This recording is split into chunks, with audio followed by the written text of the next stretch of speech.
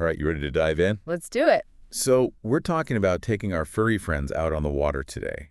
Specifically, canoeing with your pet.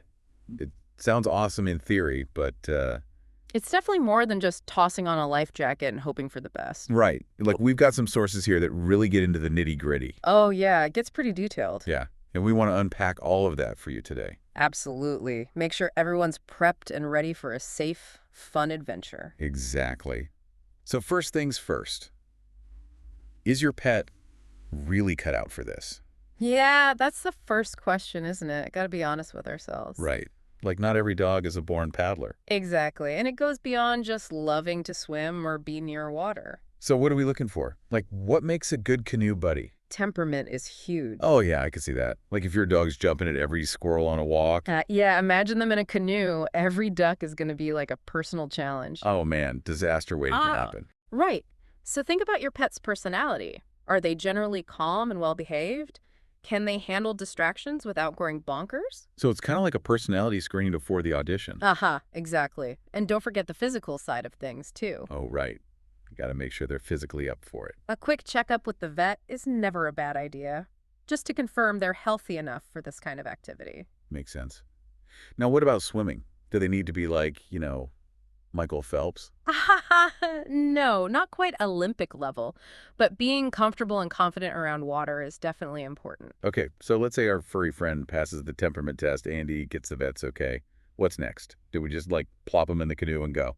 Not so fast. Training is super important. Okay, so Canoe Etiquette 101. What are we teaching them? Well, leash skills are absolutely crucial. Think of it as good canoe manners. I like that. Canoe manners. So no jumping ship at the first sign of a squirrel. Exactly. We want a well-behaved co-captain, not a furry torpedo running amok. Oh, yeah, picture that. Tipping the whole canoe. Right. So, yeah, solid leash skills are a must. Got it. Leash training is key. Now, what about getting them used to being on the water? Gradual introduction is the name of the game. Okay, slow and steady wins the race. So, start with just wading in shallow water. Exactly. Let them get used to the feeling of water around their paws. And make it fun. Lots of treats, lots of praise, positive vibes only. So we're creating positive associations with water. Right. We want them to feel happy and relaxed, not scared or anxious. This is starting to sound like a lot of fun, actually. Oh, it definitely can be. And it gets even more fun when you start practicing in the canoe on dry land. Wait, what? In the canoe, but not on the water? Yep. Just imagine it. Yeah. You, your pet, your trusty canoe, all hanging out in the backyard. Okay, I'm picturing it. And you gently rock the canoe back and forth, simulating the movement of the water. Oh, that's a great idea. Right. It gets them used to the feeling of being in the canoe and that rocking motion without the added stress of actually being on the water. It's like a dress rehearsal for the big day. Exactly. And it's a fantastic bonding experience, too. So, yeah, definitely recommend giving that a try. Awesome. So we've got the prep work down, but what about the gear? What are the absolute must-haves when we're bringing a furry friend along? Well, first and foremost, a properly fitted PFD for your pet. Okay, a life jacket for Fido. That makes sense. It's non-negotiable. Look for one that fits snugly but not too tight, and make sure it has a handle on top. A handle. Why is that so important? Well, even the best behaved dogs can have an oops moment and take an unexpected dip. Yeah, I guess that's true. So the handle's for easy retrieval. Exactly. Think of it as their own personal lifesaver. Got it. Safety first. Mm-hmm. So PFD is at the top of the list. What else do we pack? A non-slip mat is a great idea. It gives your pet some traction in the canoe and creates a comfy spot for them to chill. Oh, that's smart. So it's practical, ain't comfy. Exactly. And of course, a leash and harness are essential. Yeah, we talked about leash training. So the leash is for, keeping them under control in the canoe. Precisely. But remember, never, ever tie your pet's leash to the canoe. Oh, that's a good point. Why is that so important? Well, think about it. If the canoe were to capsize, a tethered pet could get trapped or dragged. It's just not worth the risk. Okay, that makes sense. So leash for control, but no tying them to the boat. Right. Safety always comes first. Absolutely. Mm-hmm. Now, what about other practical things like sun protection, first aid, all that good stuff? Oh, those are all super important. They've got to be prepared for anything, right? Exactly. For sun protection, consider an umbrella or a sun shield that attaches to the canoe. Good thinking. Especially for those pups with sensitive skin. And a well-stocked first aid kit is a must-have. Include both human and pet-specific items. Okay, good reminder. And what about, waste management? Got to keep those waterways clean. Absolutely. Responsible pet owners always pack those waste bags, leave it pledmer, no trace supplies everywhere, even on the water. Right. Leave it better than you found it. Okay, so we've talked safety, we've talked gear, but this should be FUN too, right? What about that balance between being safe and actually having a good time out there? Oh, absolutely. It's not all about rules and precautions. So how do we make sure it's an enjoyable experience for both us and our furry friend? Well, that's where some pre-trip research comes in handy. Are pets allowed on the waterways you're considering? Any specific rules or regulations? That's a good point. Don't want to get busted by the park ranger, right? Exactly. Nobody wants their fun day ruined by an unexpected fine. So check the rules beforehand. And while we're on the topic of planning, weather's got to be a big factor, right? Absolutely. Extreme heat or cold can be dangerous for pets, so always check the forecast before heading out. Makes sense. Don't want to end up with a heat-stroked pup or a shivering chihuahua. Right. And once you're on the water, remember on-water etiquette. Keep your pet centered in the canoe for balance. Okay, so no letting them hang out on the edge, tempting fate. Exactly. And try to project a sense of calm. Your energy can really influence your pet's behavior. It's like we're setting the tone for the whole adventure.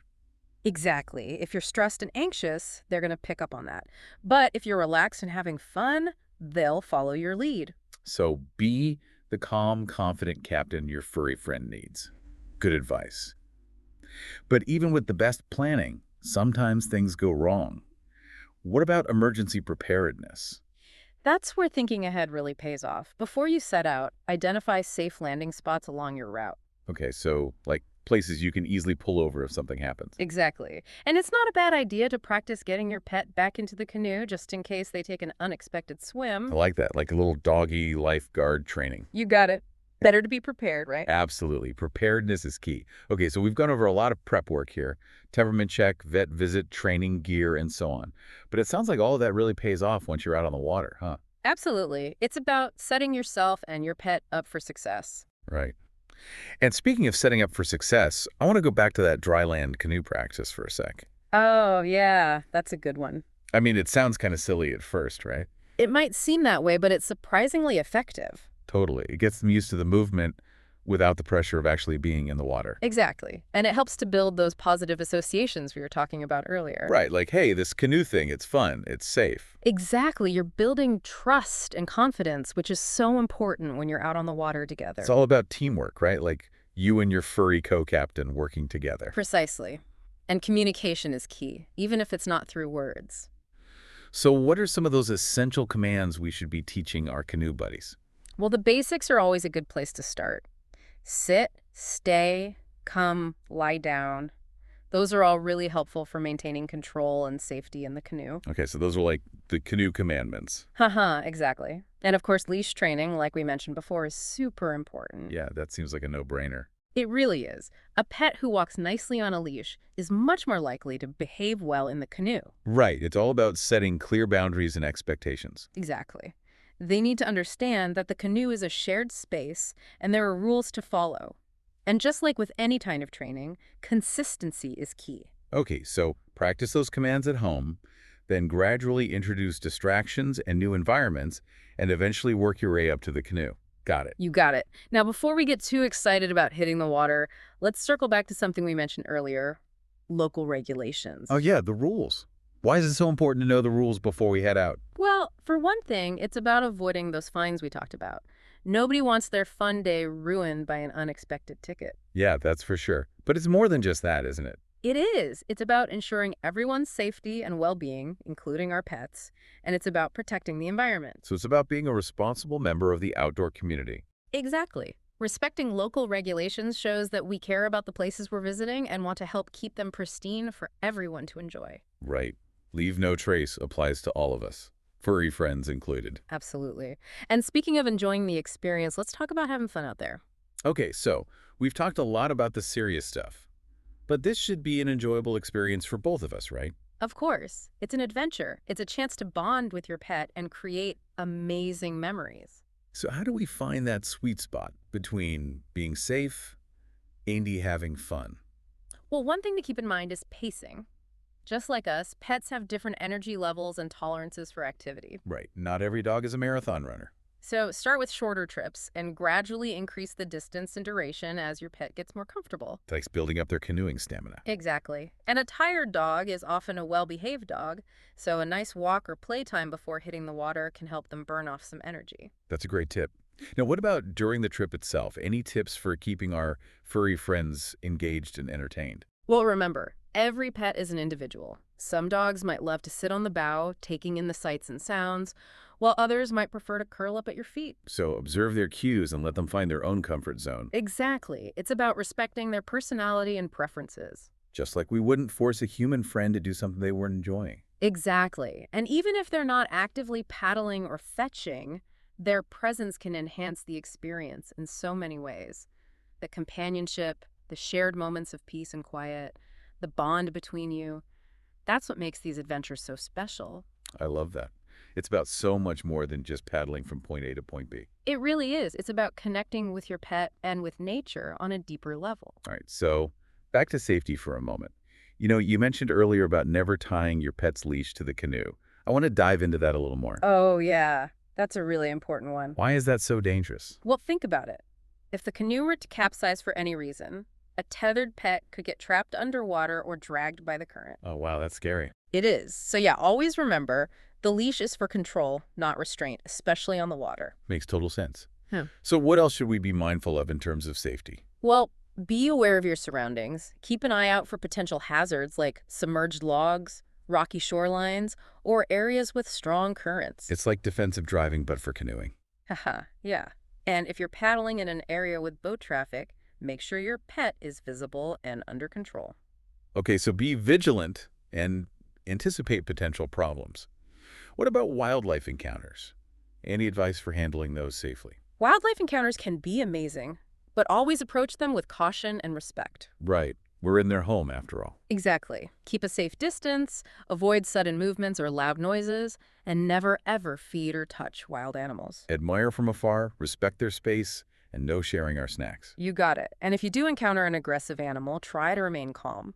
Make yourself appear larger and slowly back away. Okay, so don't make eye contact and basically try to de-escalate the situation. Right. Avoid making yourself look like prey. And if the animal persists, make noise, throw objects, do what you need to do to deter it. So knowledge is power, do your research, know what to expect, and be prepared to react accordingly. You got it. Preparation is key for a safe and enjoyable experience. Well said. I think this conversation has really highlighted how much thought and preparation goes into a successful canoe trip with your pet. It's definitely not something to be taken lightly, but with the right approach, it can be an incredibly rewarding experience for both you and your furry friend. Absolutely. It's about more than just paddling. It's about sharing an adventure and strengthening that bond. And remember, even if things don't go exactly according to plan, that's okay. Flexibility and a sense of humor are essential when venturing into the great outdoors. So true. And who better to share those unexpected moments with than our furry companions? Well, I think it's time we wrap up this part of our deep dive, but stay tuned, we've got more to come. We'll be back with our final segment, where we'll explore even more tips and ideas for taking your canoe adventures to the next level. Welcome back. So we've covered the basics: training, gear, safety, all that good stuff. Now let's talk about taking things to the next level. Yeah, let's get adventurous. You've got the foundation, now it's time to build on it. Okay, I'm ready to level up. So we've mastered the calm lake paddle. What's next? Whitewater rapids with our furry co-pilot. Whoa, hold on there. Rapids are a possibility, but they're definitely an advanced move. Yeah, maybe baby steps first, right? Right. But how about this? A multi-day camping trip. Oh, now that's an idea. Canoeing 80 camping with my dog. Sounds amazing. Right. Imagine setting up camp under the stars, your furry friend by your side. Okay, I'm sold. But multi-day trips mean a lot more planning, right? Definitely. You're packing for two now. Food, water, shelter, all that. And their stuff, too. Exactly. Think about how you'll organize and carry everything. Maybe like a doggy backpack? That could work. And have you considered a portable dog bed? Oh, that's a good idea.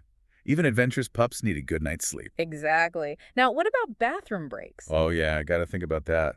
Leave no tray supplies everywhere, even in the wilderness. So pack those waste bags.